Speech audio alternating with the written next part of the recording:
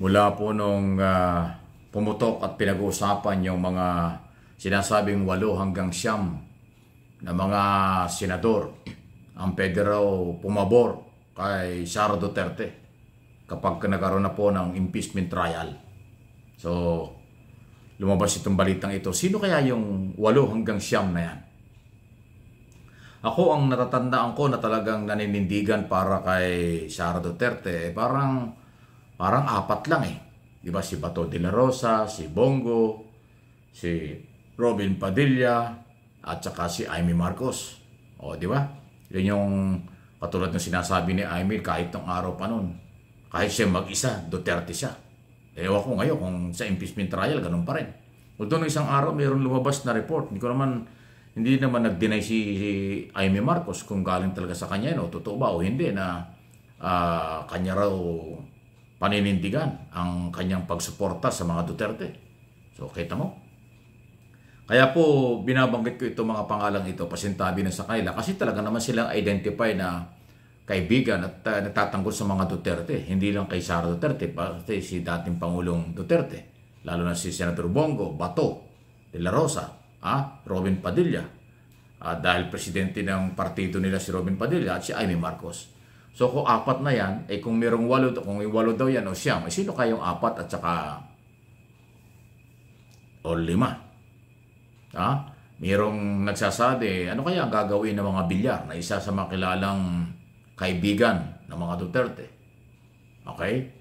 Meron din nagsasabing, ano kaya ang gagawin ng magkapatid na Cayetano na dating Duterte, ngayon lumapit kay Pangulong Marcos at kandidato si Pia Cayetano ng senador. Yung mga ganon. Sino pa ba? Si Revilla. Ano kaya ang magiging posisyon ni Revilla?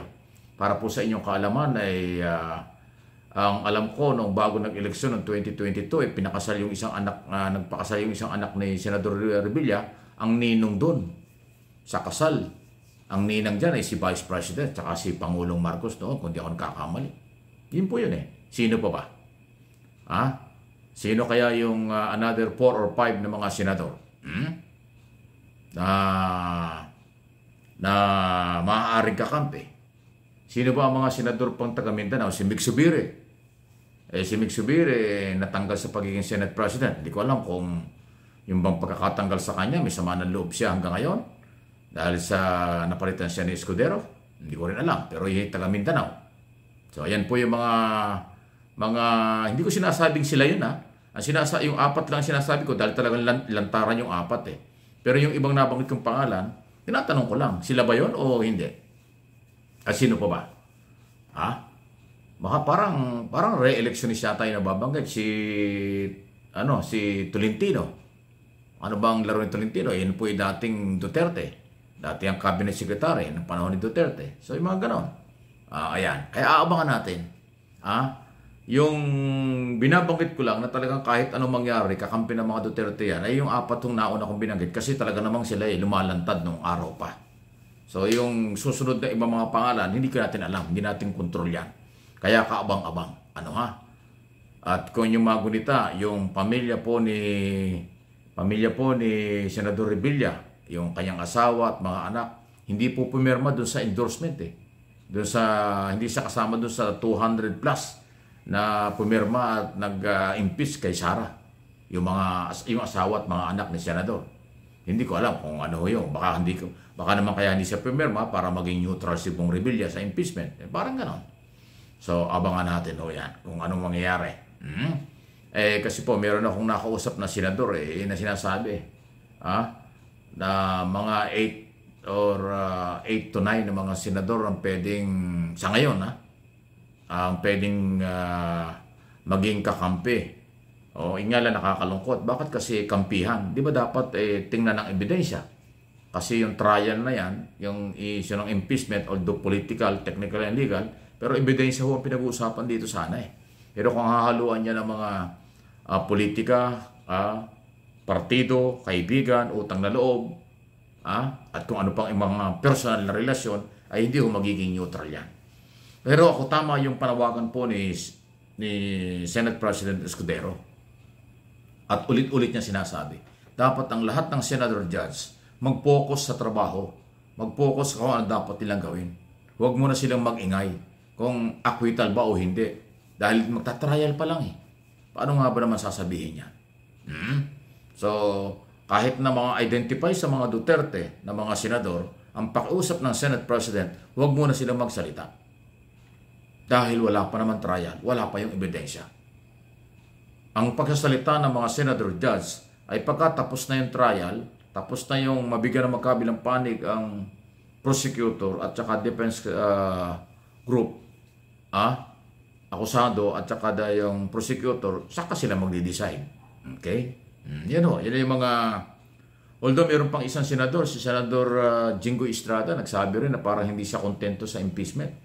Kasi alam mo naman, may pinanghugutan niya dahil yung kanyang ama na-impeach, pero nagkaroon ng impeachment trial, tapos hindi rin natapos hanggang natanggal sa pwesto. Kaya maaari may pinanghugutan niya. Pero hindi dapat ganoon eh. Dapat lahat ng senador nakatingin doon, pinaghandaan itong paghanda ng trial at sa ebidensya tumingin. Kung may ebidensya, ay di guilty. Kung walang ebidensya, di acquittal.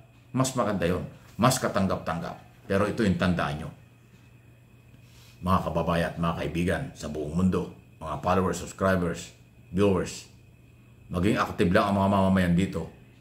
Mahirapang mag-decide ang mga identify na mga maka-Duterte pag nagsasalita ang taong bayan, lalo na po mag-i-eleksyon ngayon.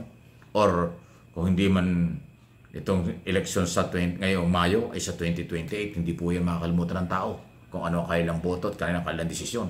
Lalo na ho pag nakatingin sa hindi sa ebidensya, sa utang na loob at magkakasama, delikado po yan. Okay? So, dapat maging maingat ang mga senador. Tama yung sinasabi ng Senate President. Hindi dapat nag-iingay, hindi dapat nagko-comment, hindi dapat nagre-react sa kung ano-ano.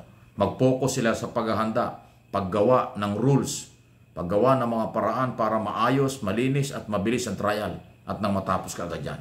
Kasi pag humaba ang trial, maaapektuhan yung ibang trabaho. Maaapektuhan din ang ibang gawain ng Kongreso at Senado. Kaya dapat, kung recess, gawin yan, baka tapusin bago mag-resume ulit. O kung after naman ng eleksyon, gawin ito, sana gawin din sa lalong madaling panahon para hindi na humaapektuhan. Kasi pagdating ng July, yan ang 20 Congress, another State of the Nation address yan. Marami na namang hihilingin ng panukalang batas ang Office of the President ng Pangulo sa tuwing SONA. So gagawin yan. Tapos budget na naman pagdating ng August, September. Ang daming trabaho. Kaya nga dapat yung impeachment dapat mabilis pero malinis. Impeachment dapat mabilis, mabigyan lahat ng pagkakataon ang mga abogado at mga testigo para malinaw na makapag-decide ang mga senador judges sa base sa ebidensya, hindi base sa pagkakaibigan at utang na loob. Talagang aabangan natin ito. Ang dami hong pwedeng mangyari. Marami. Sino kaya yung 8 or 9 na mga senador na sinasabing ngayon pa lang ay parang nakikilala na? Abangan natin yan. Please like and share.